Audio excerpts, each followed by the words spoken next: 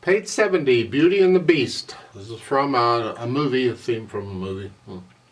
4/4 time, we're still in the key of G major, 1 sharp in the key signature. Make sure you can do the G major scale, 1 octave up and down. I have a video on that scale. Please do the stuff, the beginner portion of that scale video. I explain the technique and everything in the video. Let's cover this one hand at a time because we're moving around and we just want to check, make sure we got the rhythms and fingerings and all. I'm going to start with the right hand. We come in on beat 3 in the right hand and you have a B. And just watch all these eighth notes. Just here, here, here, and here. Don't forget the F sharp. So that's sort of our position until the next measure when we need the thumb on here. So it's 3 and 4 and 1. And you hold that down for 4 counts. And then the next time it's different on measure 3. Now it's a 1, 2, 3. You went 3rd finger, not 4th finger, because we got to go up. So 3 and 4 and here. And then measure 5 during the rest you come up. 3 and 4 and 1 and 2 and 3 and 4 and 1. And then scrunch up a little to the C. Bring the thumb down. We're just kind of walking around here on the keyboard. We do that a lot in piano. Page 71. The first line we've had that. The second line, let's start with measure 11. You're here. Again, it's 3rd finger on the F sharp. 3 and 4. Now that, go ahead and just lift up. Here, you're going to here. And measure 13 again, just lift up and 3rd finger. And then again, lift up and move up. So you go from here to here. Just lift up and move. I'll explain more why we get away with lifting up in a little bit. On page 72, because this piece is 4 pages long, they have you here. Well, the 8th note's at the end of page 71 is here. And then you have this half note, the 72 is here. Now, if you have big hands and fat fingers and you don't fit up in here, you can use 2nd finger if you need to. But I'll leave that up to you and your size of your hand. And then measure 18 is here. Now, measure 18 on the 8th notes. The left hand is going to play the first 8th note. The right hand is going to stay here and just cross over for 1 note on the F sharp. Here. So it's 1 and 2 and 3 and 4 and. And for the next measure, I recommend a 4th finger on the F, on the D. Connect that. I want to connect that all together. So here. And then now on the last note on that measure, you can, if you want, use 5th finger or 4th finger, either one. But I recommend 1/5 for measure 20 for the G, D here or here. And then that brings us back to what we were doing at the beginning. Now let's go over to page 73. Measure 37. Last 2 lines, you're here. And you can lift up. We've had this before. Lift up. And again for measure 39. And then measure 40 and 41. They want you to do this. And then lift up and move. And then lift up and move again. No, I don't recommend that at all. I'm going to suggest that you do a 1, 2, 3. Leave out the D for now. Just for now, just leave it out. Don't play it. And during that, when you would play the D, use that time to move up. So it's 3 and 4 and. There. Just don't play the D's with the little finger. For now. We'll play them in a minute, but just for now. Left hand. But the beginning is just broken chords here. In this position. 1 and 2 and 4. That's it. Got fun. And for the most part, that's the left-handed till you get over to measure 12, where you get a F naturals now. And then Measure 13, just come down. The little finger's doing both. And then come down again. And then on measure 15, they have a 1 and a 5 in parentheses. That's an alternate finger. You're here. You can play it here with the thumb with 1 and then come up. Or you can come up and play it with the 5 immediately. You have a choice. You pick which one you prefer and stick with it. Try them both out and then decide. Based on the music and what the music is doing, I will probably play with the thumb and then come up, because it tends to flow with the phrases in the right hand a little better. Doesn't have to, but that's what I do. And that is, for the most part, the left hand throughout the piece. However, I want to make one change at the bottom of page 73. The last line, measure 40, you're fine here. And then according to them, you're done in the left hand. But I would like the left hand to help the right hand out. We do this a lot in piano. There's no rule says it's good or bad or right or wrong or nothing. We do what we need to do. And what I want to do is I want to use the right hand to play the D, the last note in measure 40, and the D, the last 8th note in measure 41. So let's put the hands together and see what we get. Here, you're starting at this at the beginning, page 70. You're here, and you're here. So both notes want this D, or both hands want this D. Well, we'll see how that works. So it's 1 and 2 and 1. See, it works out because the left hand got off of it. 1 and 2 and 1. Now when I go to put the hands together on a piece for the first time, I'm just trying to figure out what notes or fingers are involved that play together. Not too worried about rhythm or hesitating anything right now. I'll work on that later. I just want them to work together. So in measure 3, I'm here, and then I'm here.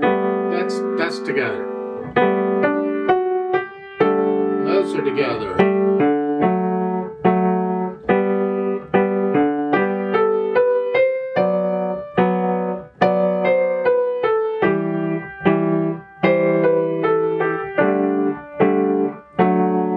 Measure 8 at the bottom. The right hand comes in up on beat 3. Here, right there. It comes up. And now, on page 73 at the bottom, let's look at that because I changed it. Measure 40, we're here. And then for the 8th notes, it's just 3, and I'm going to use the left hand here. Like that. We do this a lot on these broken chords, these things going up. Happens a lot, and I see nothing wrong with it. I think it's wonderful. It's much better than going from here to here. No, I don't recommend it. Here. Once you got a handle on each of the hands and you're sort of putting them together, go through it a few million times and get rid of the hesitations. Now these hesitations, I kind of gloss over it. Just get rid of the hesitations. But in reality, it can take you weeks or a month or whatever to get rid of the hesitations. I mean, it can take a long time. You just got to keep working on those spots where you're hesitating and go over them and over and over until you're not hesitating. And then as you're playing it, if you do hesitate someplace, well, that's just your brain telling you this isn't fixed yet. You got to work on it some more. So whenever you're making a mistake in playing piano, that's actually an indication of it telling you, hey, I need attention. Hello, help me out. And that's a good thing. So then okay, I got to work on that spot some more and get rid of that hesitation. So I consider making mistakes and practicing kind of a good thing because that tells me places that need more attention. Places I need to focus on more and work on those spots. So I don't just keep playing the whole thing through all the time. I focus on certain spots and get those worked out. And new ones will creep up over time. You'll be playing a spot fine, and then all of a sudden there's an error there. There's what? Well, it's just telling you it needs attention. Is all. So get rid of the hesitations. As far as articulation goes, you're lifting up in the right hand on the slurs. And you got rest in there, you gotta lift up anyway, so that's kind of nice. But on measures like measure 12, when you're here, you lift up, it's between a phrase. So if you look at the words, see, it's an end of a sentence, and it's like taking a breath. Lift up, lift up. Just lifting up on each one. That's fine. The left hand, play it as connected as you can all the way through. There's nothing, just play it as connected. You can't because of the repeated notes, but do the best you can. Dynamics, that goes to the melody. And it's got an MP at the beginning for mezzo piano or medium soft, moderately soft. Whatever you think moderately soft is, that's the melody. I suggest you play these first couple beats soft. Just play them way down. So when the melody starts, there's no doubt in the listener's mind that it's melody. And this other was just an accompaniment.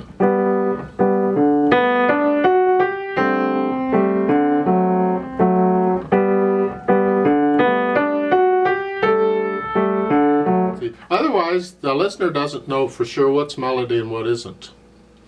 Now, that's a kicker, and it's hard to do because if you want the melody moderately soft, you have to decide how soft that is. That rules, that controls how loud you're going to play. Everything else got to be way under it. You just practice how soft can you play these. How soft?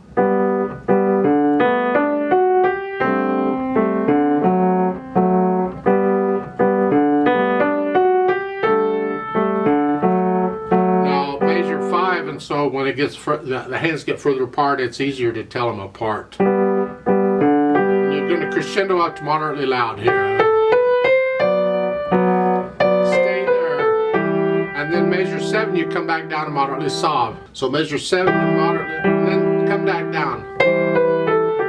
So moderately loud and come down to moderately soft. There.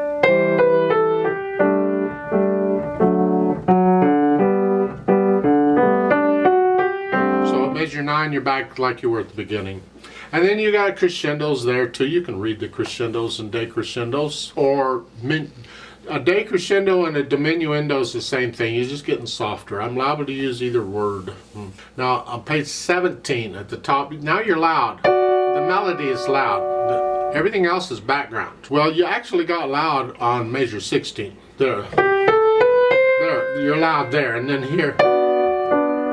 Now, be careful again. We want to be clear. What is melody and what is not? When they provide words, it's easier to tell. When they don't provide any words, it's harder to tell. The melody is going to be any note with a word to it. Here. Measure 17, the half note. The quarter notes are not. And then the eighth notes are going to be melody. Here, and then not melody. So control it. The melody's loud, everything else should be soft, I hope.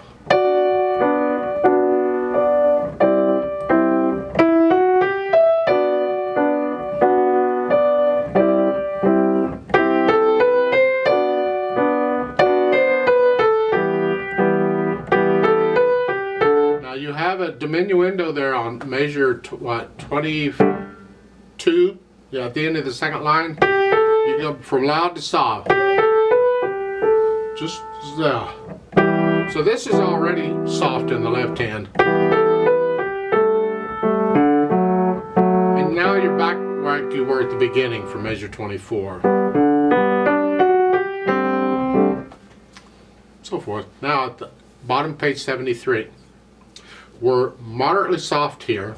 And here, this is soft. And now we're going to go down to soft, and this is the whole moderately soft, little softer, I think you can go down to very soft. Just go down to really super soft. There, just gotta go. And there's a retardando in the last measure, so you slow down a little bit. Here. Okay. As far as speed goes, well, tenderly, whatever that means. You'll find recordings of this. It's just, if you're going to sing it, how fast would you sing it? Don't drag it. No, it doesn't work on piano. Don't drag it.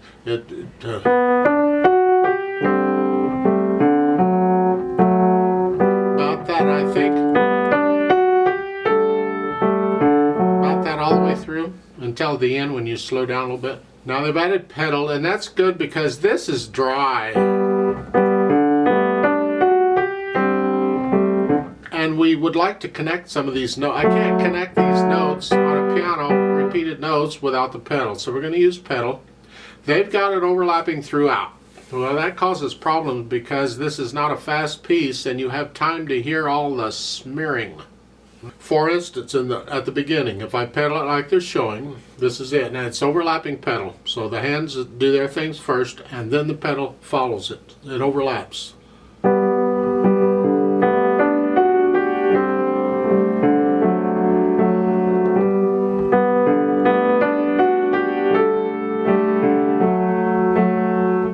I think that's way too smeary. I don't like it at all.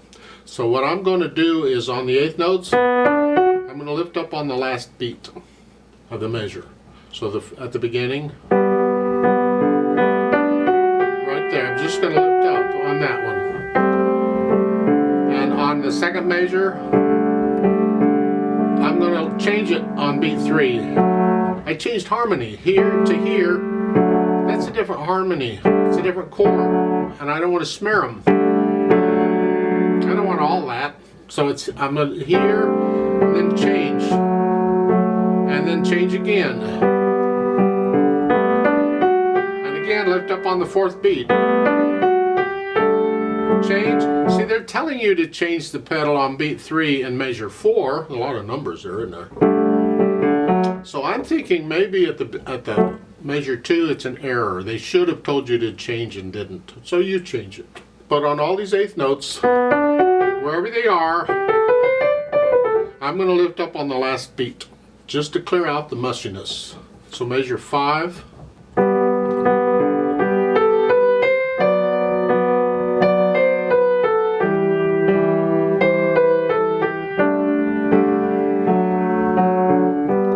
Like that. I'm doing that throughout. On the last beat on the eighth note, just clear out the look. With one exception, and that is at the bottom of page 71 we have a page turn. You got to be able to turn the page without messing up the beat. The beat has to go on. So we have to figure out a way. Now ideally you just memorize the piece, you don't have to worry about it. Well, other than that, maybe you get somebody to turn the page for you. I don't know. Otherwise you got to do it yourself. It has to be done in a way that you're not messing up the beat.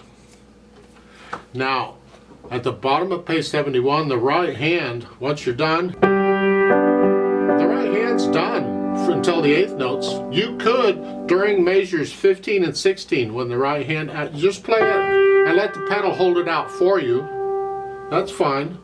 And while you're doing that, you can turn the page, but you got to memorize then measure 16. You got to have that one measure in your head. So here, it's here, and then I'm turning the page, and as I'm playing measure 16, I get the page turned so I can be down here ready for the eighth notes. On measure 16, you can turn the page there, and that way the beat can be steady there. And now if that's the case, we're fine. Otherwise, you'd have to hold the pedal down while you're doing it, and then use the left hand to turn the page real quick. It's not nearly as good. I recommend you turn the page after you play the whole note and the pedal has it, then go ahead and use the right hand to turn the page immediately and just memorize measure 16. Now on page 73 at the bottom are the last two lines. Let's start with measure 37, you're here. And again I'm lifting up on beat 4. Now you can lift up after you play, or right before you play the eighth notes. Keep the whole note down, and then pedal the last two measures all together.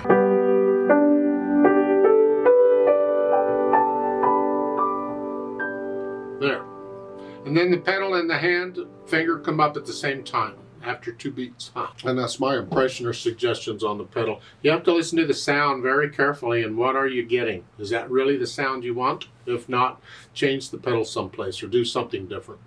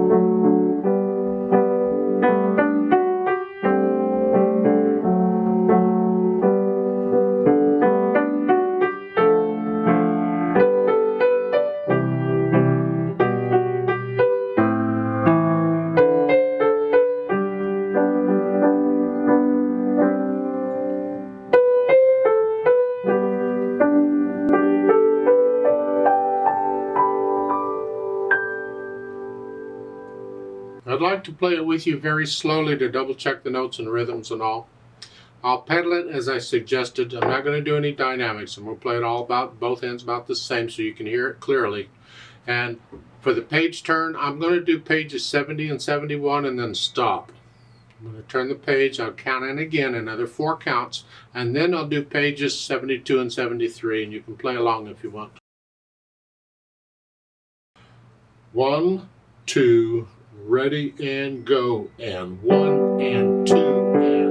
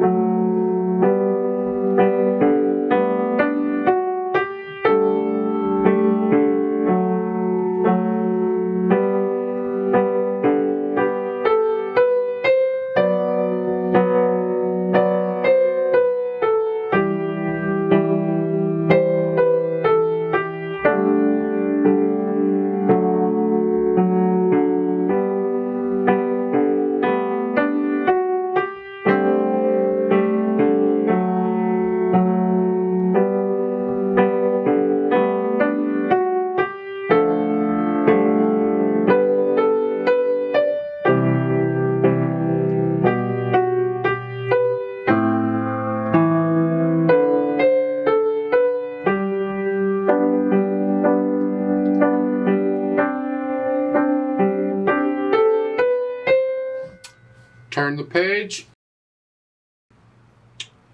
1, 2, ready, go.